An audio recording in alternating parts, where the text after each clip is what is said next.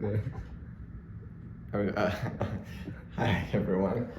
So today we have a couple of topics that are related to each other. So we're going to talk about necessary and sufficient conditions. We're going to talk about genuine conditions and something that is called wet statements.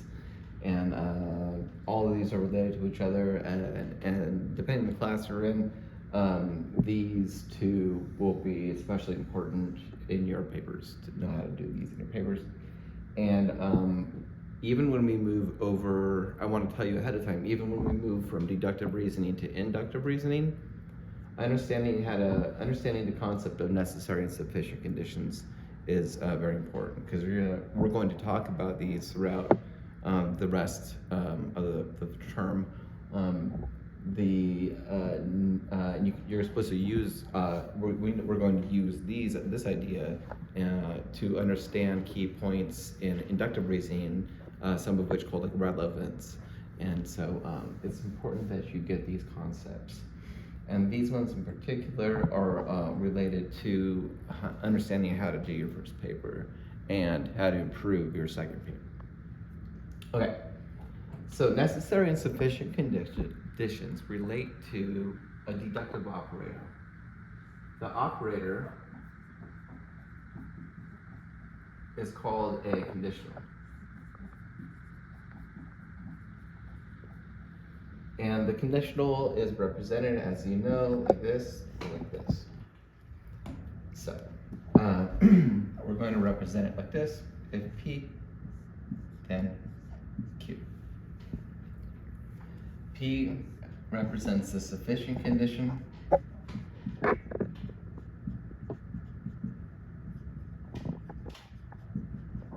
And Q, the necessary condition.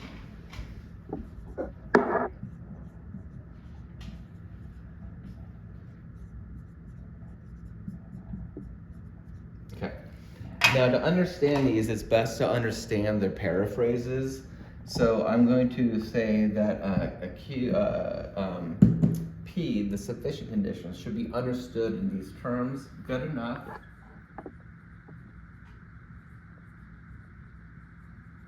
to guarantee truth of Q. Where Q's paraphrase is going to be that Q is required for the truth of the existence of P. So here we have that P is good enough to guarantee the truth of Q, right? The sufficient condition. P is a sufficient condition. So P is good enough to guarantee the truth of Q, and Q is required for P's existing. If you watched the other video that we did about modus ponens and deductive operations, you'll remember the example of Patricia and her handbag. So we have here the P, right, the sufficient condition. That's clearly represented there.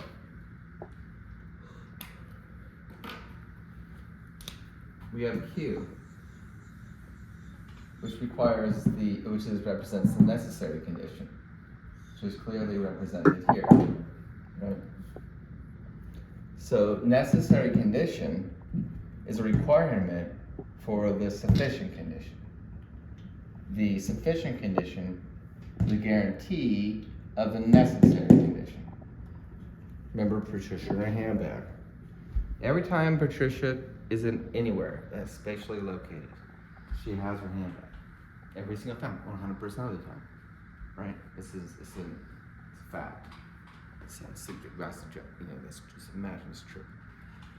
So if Patricia's in the room, her handbag's in the room.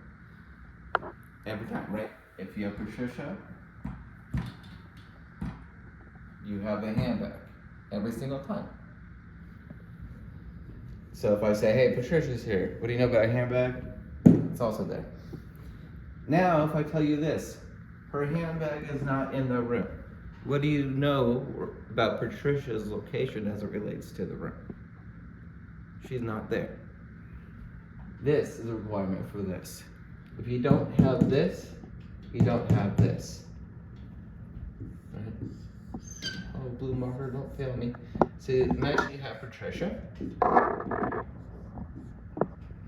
She always says this. And this is true, right? Imagine there she is.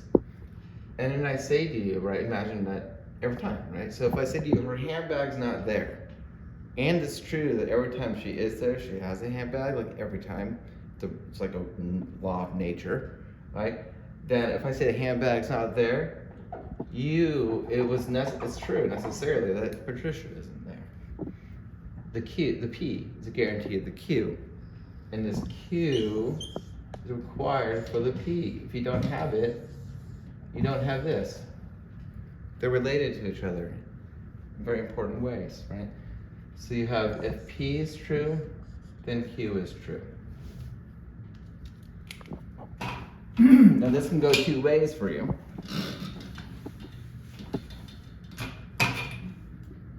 So you can either then affirm what they call the antecedent, the sufficient condition. If you do that, if you pull the sufficient condition here, and you could say that this, here, let's think about it like this.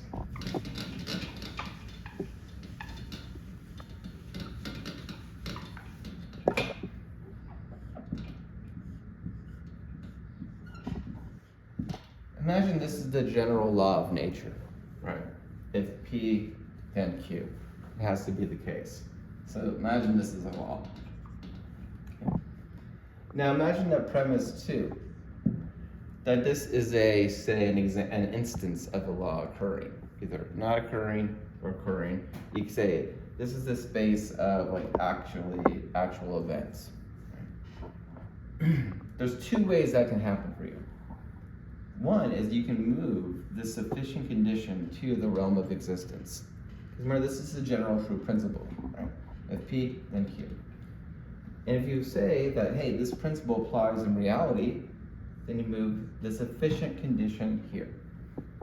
What that means is that you have a guarantee of the necessary condition, because Patricia always has her handbag. So if Patricia's in a room, you know, therefore, that her handbag's in the room. The P is a guarantee of the truth of the Q. Now, the other way this can go is where you have the second premise, the instance, right? The instance of this general law applying. The second way this can go is the other argument we looked at, the modus tollens. And in a modus tollens, as opposed to the modus ponens, the modus tollens says the requirement isn't there. They say it's not the case that Patricia's handbag's in the room. Well, if this law of nature, or this law is true, if P then Q, and it's true that you don't have Q, Patricia's not in the room, then it's impossible for you to have that P. It's impossible, right? So, not Patricia. If it's always the case that if Patricia has her handbag, if Patricia's in a room, then her handbag's in a room. And I say her handbag's not in the room, and it must be true that Patricia's not in the room. If, and only if, this premise is true and this premise is true. So what it is that preserves the truth of the first premise, the second premise, to the third premise are these necessary and sufficient conditions. These necessary and sufficient conditions are making explicit or clear what the if-then claim means. So, if I said to you, if P, then Q, and then I said not P, someone might think it would follow that not Q. But this does not follow, right? So remember, the P is a sufficient condition for the Q. P is saying, this is saying that rain is good enough to guarantee clouds. If you don't have rain, it doesn't mean you don't have clouds, right? The sufficient condition, if it's rain, if I have my driver's license, I pass the written test. Well, I don't have my driver's license. It doesn't follow you didn't pass the written test. Maybe you failed the behind the wheel test and you passed the written test, right? It doesn't, so you can't deny the sufficient condition and get any information or any relevant information about the necessary one. Because when you negate something, that's not the sufficient condition's place. Negating things is not what a sufficient condition does. The P doesn't do that kind of stuff. The P is very positive. The P is always affirming. It's like, yes, I like that. It wants to be there. The only way to get rid of the P is to do a modus tollens, which is to negate the necessary condition. Remember, the necessary condition is a requirement for the existence of the sufficient condition. Patricia's handbag is a necessary condition. So if Patricia's handbag ain't in the room, neither is Patricia. What this is saying here is, if it's raining, then it's cloudy. If P, then Q. It's also saying this, Q is a requirement for P, and P is a guarantee of Q.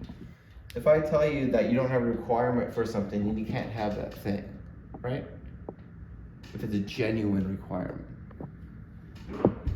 So if I say, not Q, all I'm saying here is that the requirement for P is not met. If I have my driver's license and I pass the written test, I did not pass the written test. Therefore, I do not have my driver's license.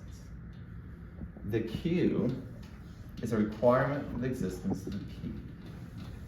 Now, this doesn't have anything to do with like the laws of the land or the truth of the principle of the words I'm using. This has to do with the way the logic works. It has to do with the logical structure of the statement. And you'll get the right results, regardless of what you put in there.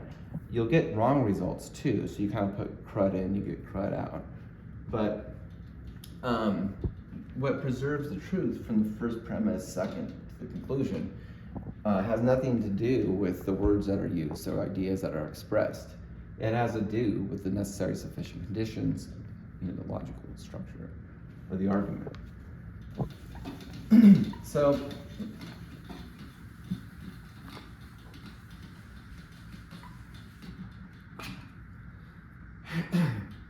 there's something that's important to understand though, because there's something called genuine requirements or genuine conditions.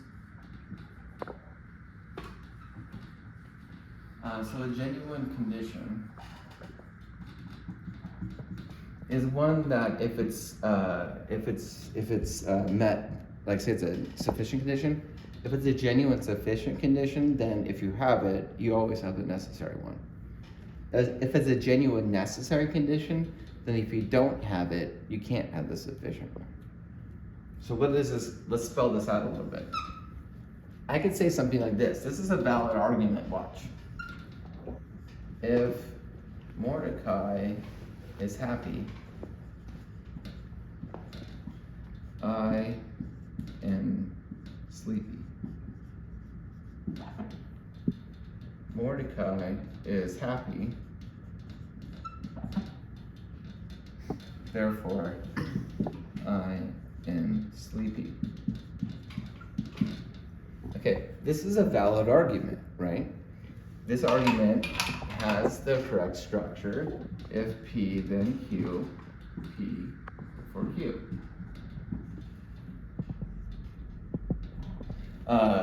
But the thing is, it's obviously not true, right? Also, consider this. If I said here, I am not sleepy, therefore Mordecai is not happy. Well, that doesn't seem right either, right? It's like, but we did the logic right, so it should be true. Well, but what's happening here is, remember the difference between valid and sound. If an argument is valid, it has nothing to do with the meaning of the words at all. But soundness is really what we're after, right? We want to have an argument that's true, or at least close to truth. So these represent ingenuine conditions. These conditions are not genuine. Mordecai being happy has nothing to do with me being sleepy, most likely.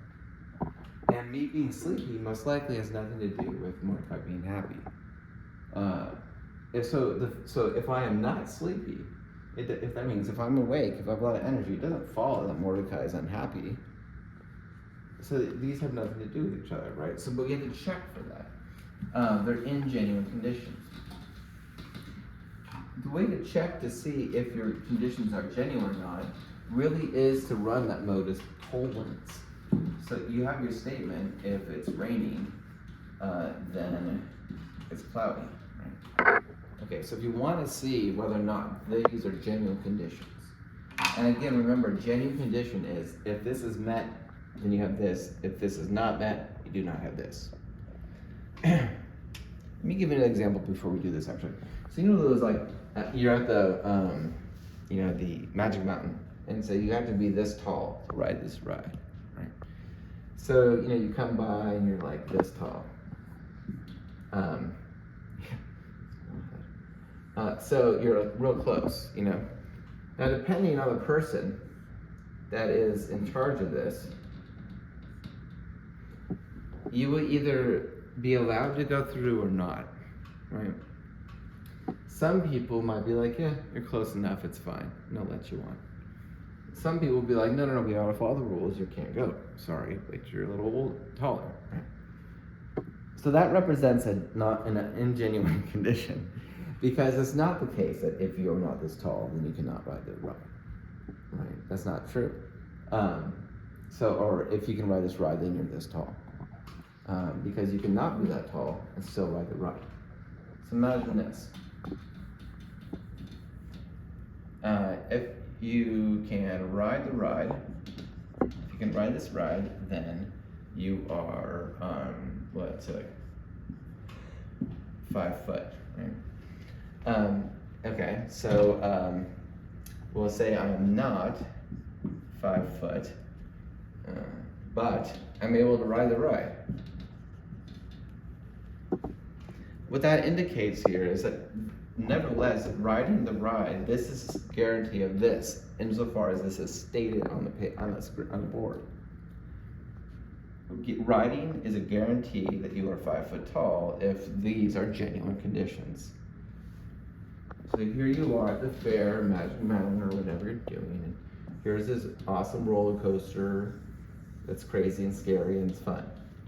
And you want to go on, but you're only that tall. You're 5'9" or something.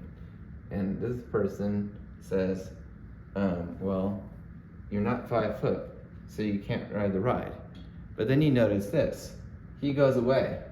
And someone else, like, I don't know, someone more chill is here. They have like a hat sideways and, maybe a goatee. And you ask them, and he's like, yeah, sure, ride the ride, that's fine. And so what happens there is that this rule, if I can ride the ride that I'm 5 foot tall, is not true, because I cannot be 5 foot tall and I can still ride the ride. So this represents non-genuine conditions.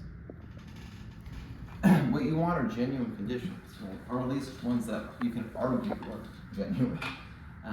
So a genuine condition then would be something like, if it's raining, then it's cloudy. Then you say, well, it's raining, this is a sufficient condition, so it's cloudy. And because a sufficient condition guarantees the truth and it's a necessary one, there you go. Remember, Patricia and her handbag. So, rain then is a guarantee of the truth of clouds, because rain is kind of like little baby clouds that are falling, right? Rain are constituents of clouds. To a certain level, that got the mass became too great to stay. So then, if it's raining, then it has to be cloudy. Clouds have to be somewhere. Then, how do we know this, right? Or how can we test for this? Well, one way we can test for this is to run that modus tollens. So again, I want you to understand what I'm saying right now. To test for genuine conditions,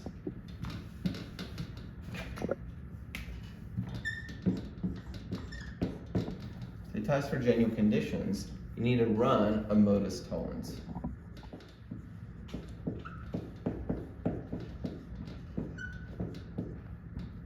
So say this is our attempt at a genuine condition. If it's raining, then it's cloudy. Well, I'm gonna see if this is genuine. How do we test if this is genuine? We negate the requirement. We negate the necessary condition. We're not 5 foot tall, right? And you say, it's not cloudy. Well, then you have to see the result. What would happen in the logic, right, is if you negate the necessary condition, because it's a requirement for this, then you can't have this, right? That's how that works. So if I negated the C, so it's not cloudy. What should follow from that is that it's not raining. So if it's the case that,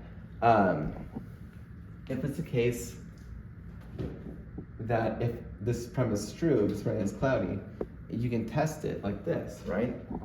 Let's see if the requirement isn't met, can the rain still be there? Well, if there are no clouds, there can't be rain, because that's what rain is. You know, rain are constituents of clouds that became too heavy and they kind of fell down, right? So this is a genuine condition.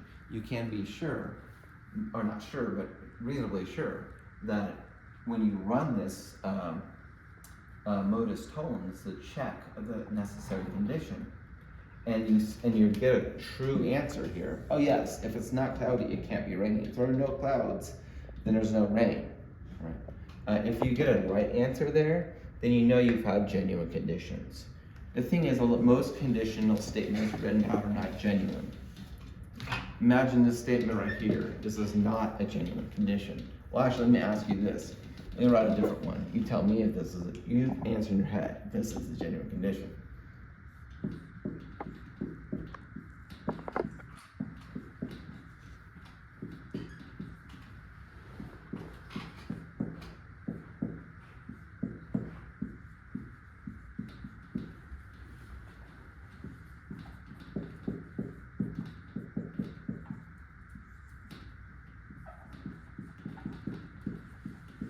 Okay, so, and my spelling is atrocious, so that's, deal with it. All right, so you have, if I want to be buff, then I should eat protein and work out. So this seems like a reasonable claim. If I want to get like a lot of muscles and stuff, then I should like exercise, and I should eat protein, right? Okay, but the thing is that this is completely false, right? So check this out. It has nothing to do with that. If you work out and eat protein, you'll get, that contributes to you gaining muscle mass. This has nothing to do with the words that are used. Well, actually, it has a lot to do with the words that are used. Notice that these can't be genuine conditions. If I want to be buff, then I should eat protein and work out. Okay. So I'm gonna excuse our friend that let us on the ride. Okay, then we have, I'm gonna represent it over here. So if I want to be buff, then I should eat protein and work out. Okay. So if I want to be buff, I should eat protein and work out. Now, what if I did this? I should not eat protein and work out. Does it follow from that I do not want to be buff? Does that follow? So remember the first statement. If I want to be buff, I should eat protein and work out. And you're probably like, yeah, that does make sense, right? But then you check the logic behind it, the statement. Well, is it true that wanting to be buff is a guarantee of this? So if I want to be buff, does that really guarantee the truth? Does it really guarantee that I should eat protein and work out? My desire for being buff, right? If I want to be buff. And the way you can test that is to negate the necessary condition, negate the requirement. So you say, I should not eat protein and work out. And what would follow from that logically is that you should not you don't want to be buff. You do not want to be buff. Well, that's absurd, right? I mean, whether or not you should, whatever the heck that means in that sentence, right? Whatever should eat protein work out, it has to do with being buff. It has absolutely nothing to do with anyone's desire for anything at all, right? Should eat protein work out has nothing to do with what you want. So what I'm pointing out here is that most times we say things we don't mean, and we mean things that we don't say. This statement, you understand what the person is trying to express, but what's on the page, what's on the board here, does not mean what you're expressing. And so when you read that as, yeah, of course, that's because you're charitable. But the thing is that's not what that statement means. That statement means that wanting to be buff is good enough to guarantee that you should eat protein and work out. But that's absurd. Because if there's a case where it's not the case that I should eat protein and work out, that doesn't change my desires for anything. So it's important then to be able to test for genuine requirements, for genuine conditions. Remember, the test for genuine conditions is simple, run the modus tollens. So if you want to know, if you say, if I park north, then my car will be clean. Okay. So there's claims. So if you're like, well, this is always, imagine a scenario. There's a tree that is that's kind of hanging south. So if I park north of it, then the things that always fall in the car when it's south of it won't be there, and so my car will be clean. So I say, if I park north, then my car will be clean. Right. Okay, that's all fine and dandy. You would know what I mean, but the thing is that this is really not a genuine condition, right? So the claim is this, that parking north is a guarantee that my car will be clean. Well, that doesn't change anything. Imagine some person came by and threw a cup of coffee at my car, or someone was sick at a bar and came by and barfed in my window. This car being clean has nothing to do with this, right? So if I park north,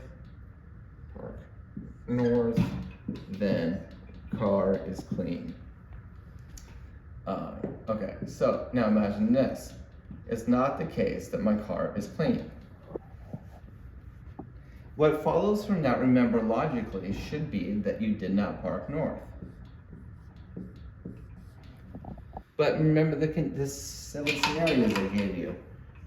There is a bar not too far from here. Someone could have walked up the street and barged at my window, even though I park northward than I normally do. I'm making all this up because I park in my garage, but nevertheless, you get the idea, right? So so if someone came by and barfed, I say, if I park north, then my car will be clean. And my car is not clean. Does that follow necessarily that I did not park north? No, that's silly. It doesn't follow necessarily, right? But that's what deductive reasoning is all about. Deductive reasoning is all about the conclusion necessarily following from the premises. It doesn't. So if this doesn't follow, what you know from that is they are not genuine conditions. The argument's not sound. What we want to do is we want to be able to write an argument, write a conditional statement, an if P then Q statement. So where those variables, the P and the Q, represent genuine conditions. If I have my driver's license, then I passed the written test. I did not pass the written test. Well, follows from that is you don't have your driver's license. That's what this statement means. This statement means that having a driver's license is good enough to guarantee the fact that you pass a written test, and passing a written test is a requirement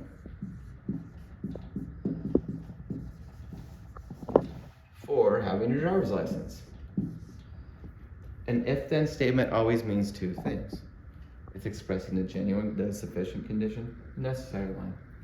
Here we see a genuine condition set. If you remove the passing a written test, say, I did not pass my written test, what follows from that then logically is you don't have a driver's license. And indeed, if you don't pass your written test in the state of California, you do not have your driver's license, so far as I know. So this is at best likely to be true in my estimation. Or not at best, at worst. And so these are, so understanding necessary and sufficient conditions is really important. I think there's one more thing. Andrew, what time how long are we on this video? 31. Okay. So I think we'll stop on this one for now. And then on the next one, we'll do the other part of this that I wanted to do, the what statements. All right. If you have any questions, reach out. Thanks.